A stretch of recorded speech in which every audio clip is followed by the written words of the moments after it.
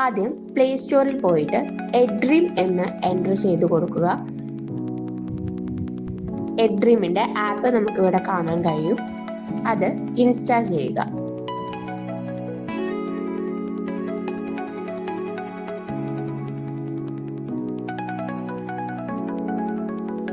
App install ചെയ്തതിനു ശേഷം open ചെയ്യുക.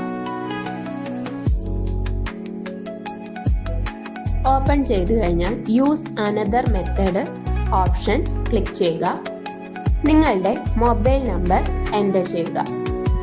മൊബൈൽ നമ്പർ എൻ്റർ ചെയ്തു കഴിഞ്ഞാൽ നമ്മുടെ ഫോണിലേക്ക് ഒരു OTP വരും. അത് അവിടെ എൻ്റർ ചെയ്ത് കൊടുക്കുക. വെരിഫൈ OTP കൊടുക്കുക. അലോ ചെയ്യുക.